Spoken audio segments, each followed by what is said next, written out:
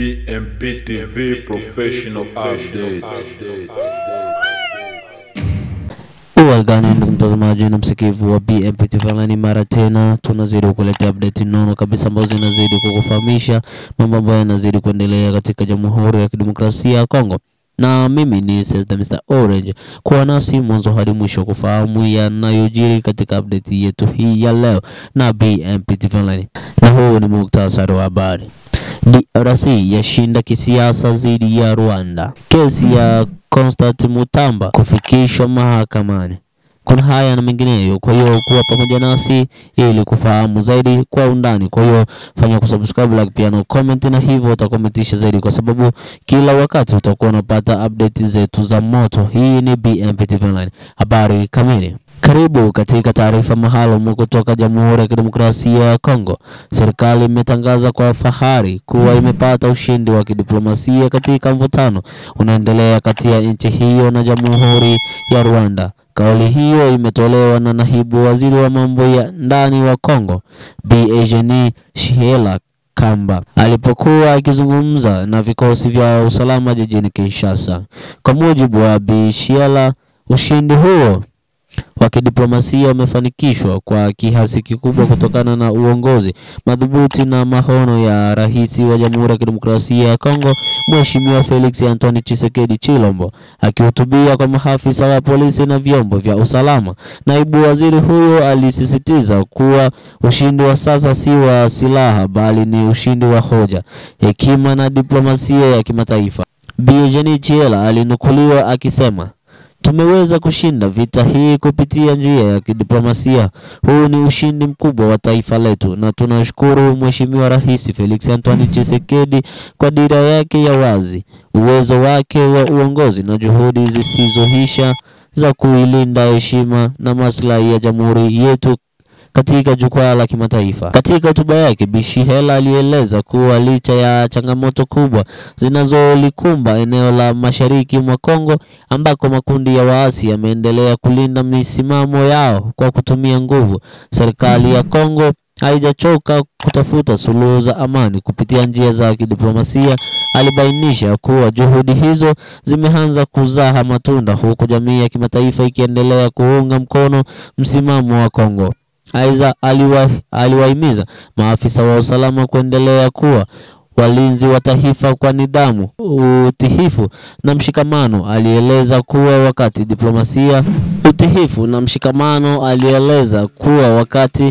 wakati diplomasia ikifanikisha kufikia meza ya majadiliano, ni jukumu la polisi na vyombo vingine vya usalama kuhakikisha kuwa utulivu na sheria vinaendelea kutawala ndani ya nchi. Muktadha wa kidemokrasia na diplomasia kikanda.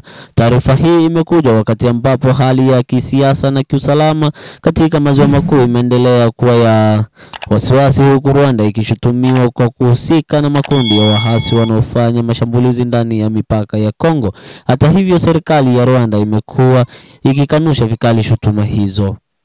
Katika kipindi cha miezi ya hivi karibuni, juhudi za kidiplomasia ziliongozwa na Rais Tshisekedi kwa kushirikiana na viongozi wa Jumuiya ya Afrika Mashariki, Jumuiya ya Maendeleo ya Kusini mwa Afrika SADC, pamoja na mashirika ya kimataifa kama Umoja wa Mataifa, Umoja wa Afrika na Umoja wa Ulaya. Ripoti zinaonyesha kuwa mataifa mengi sasa yameanza kuitambua Kongo kama mhanga wa uingiliaji wa nje, hali inayoongeza shinikizo kwa Rwanda kutathmini tena nafasi yake katika mzozo huo. Ushindi wa hoja si risasi. Kwa kumalizia hotuba yake, naibu waziri wa mambo ya ndani alisisitiza kuwa ushindi wa kidiplomasia una maana pana kwa taifa, si tu katika kudhibiti migogoro bali pia katika kulinda utu, kulinda maisha ya raia na kuweka misingi imara ya amani ya kudumu.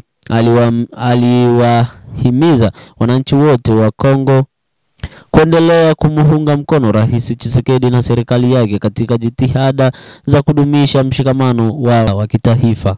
Hiyo ilikuwa ni shughuli ambayo naibu waziri alikuwa akihutubia katika maneno yake kupitia mambo ambayo yanazidi kuendelea kati ya Jamhuri ya Kidemokrasia pamoja na Rwanda, na neno lake kubwa akiongea kuwa ushindi sio risasi, bali hata kwa hoja mtu unapata ushindi ambao ni vyema kabisa.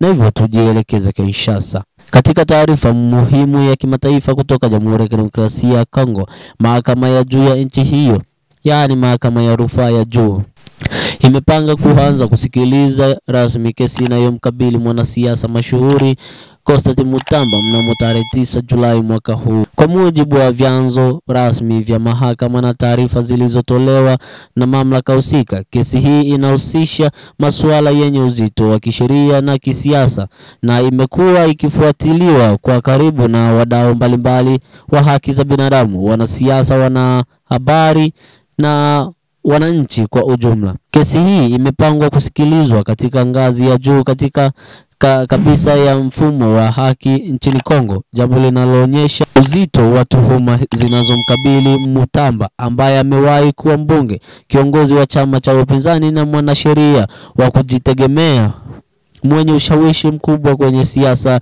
za ndani ya Kongo. Mahakama ya rufaa ya juu, hatua ya kisheria yenye umuhimu mkubwa. Kesi hii imepangwa kusikilizwa katika mahakama hiyo ya rufaa, ambayo ni mahakama ya juu kabisa ya nchini Kongo, ikihusisha masuala ya tafsiri ya sheria na miongozo ya kikatiba. Kwa kawaida, mahakama hii husikiliza mashauri ambayo yamepitia ngazi mbalimbali za mahakama za chini na bado yanahitaji uamuzi wa mwisho kuhusu tafsiri sahihi ya sheria. Kulingana na wachambuzi wa masuala ya sheria, uamuzi wa mahakama hii unaweza kuathiri si tu hatima ya mshtakiwa, bali pia kujenga au kuathiri mwenendo wa kisiasa, hasa kuelekea kipindi cha baada ya uchaguzi au kuelekea maandalizi ya uchaguzi mpya. Constantine Mutamba ni nani? Constantine Mutamba ni mmoja wa vijana waliopata umaarufu mkubwa katika siasa za Kongo, akiwa ni kiongozi wa chama cha Nouvelle Génération pour l'Émergence du Congo. Ametambulika kama mmoja wa sauti za upinzani, hasa katika kipindi cha mpito wa siasa kuelekea uchaguzi wa mwaka 2023. Hata hivyo, katika miezi ya hivi karibuni, Mutamba amejikuta akituhumiwa kwa makosa kadhaa ambayo hadi sasa hayajawekewa wazi kikamilifu kwa umma. Serikali imesisitiza kuwa hatua hii ya kumshtaki haihusiani na siasa, bali ni utekelezaji wa sheria bila upendeleo. Tathmini ya kesi, macho ya raia na jumuiya ya kimataifa. Kesi ya Constantine Mutamba imechochea hisia mbalimbali miongoni mwa wananchi wa Kongo, huku baadhi wakiona ni hatua ya kisiasa inayolenga kuzima sauti ya upinzani, na wengine wakisisitiza umuhimu wa sheria kuchukua mkondo wake bila kuingiliwa. Mashirika ya kiraia, wanaharakati wa haki za binadamu pamoja na wawakilishi wa jumuiya ya kimataifa wameeleza kuwa watakuwa wakifuatilia kwa karibu mwenendo wa kesi hii ili kuhakikisha kuwa haki inatendeka kwa uwazi na bila upendeleo. Tarehe muhimu, Julai 9, kikao cha kwanza mahakamani. Kwa mujibu wa taarifa rasmi, kikao cha kwanza cha kesi hiyo kitafanyika mnamo tarehe 9 Julai, ambapo wawakilishi wa pande zote mbili wanatarajiwa kuwakilisha hoja za awali, ikiwemo ombi la dhamana ikiwa halijawasilishwa, na kuweka msingi wa mwenendo wa kesi mzima. Aidha, inaaminika kuwa duru ya kwanza ya kusikilizwa kwa kesi hii itawekewa mazingira ya wazi kuhusu aina ya mashtaka, ushahidi uliokusanywa, pamoja na msimamo wa utetezi wa Bwana Mutamba na mawakili wake. Kongo katika njia pande ya haki na demokrasia.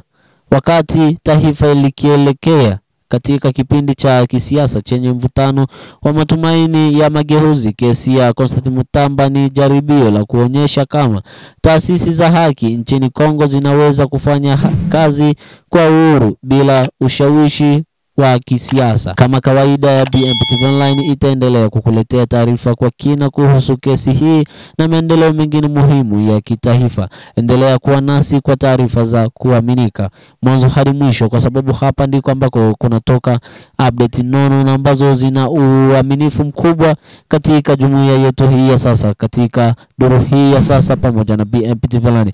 Na mimi nilikuwa ni Mr. Orange, tunazidi kuwakilisha vyema kabisa uwanja wa BMPTV Online. Asante.